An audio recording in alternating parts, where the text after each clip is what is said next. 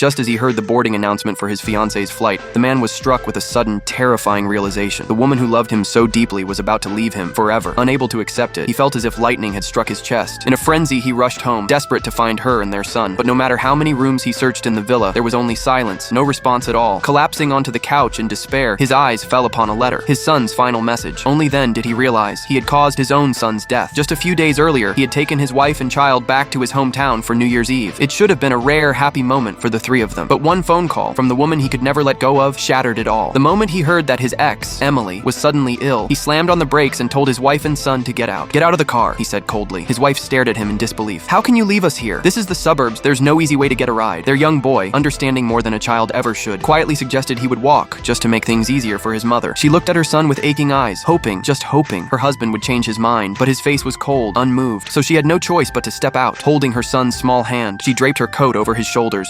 whispering reassurances even as her heart cracked inside her chest. Then, suddenly, her son began to gasp for breath, clutching his chest in pain. A heart attack. Worse yet, his emergency medication was still in his father's car. Frantically, she dialed his number, but the man turned off his phone. She called again and again, her fingers trembling in the freezing wind, but there was no answer. The boy tried to lift his small hand to comfort her, but the strength had already left his body. That one phone call ended a life that had only just begun. When the heartbroken mother finally walked out of the funeral home, she saw the truth. On social media, her husband was smiling, happily spending time with Emily. At that moment, she finally understood. No matter how hard she tried, she could never warm the frozen heart of that man. Days later, he returned home after his trip with Emily, saw her pale face and thought she was just sulking, so he tried to kiss her. She pushed him away. He stared, confused. "What now? Still angry?" She wanted to tell him about their son, but before she could speak, he proudly pulled out a wedding invitation. He thought she would be overjoyed. After all, she and the boy had always wanted their family to be official, but instead, the invitation pierced her heart like a knife, because this was the moment their son had been dreaming of, but would never see. For a brief moment, her heart softened, but then another call from Emily dragged her back to the cold truth. Again, he turned his back on her,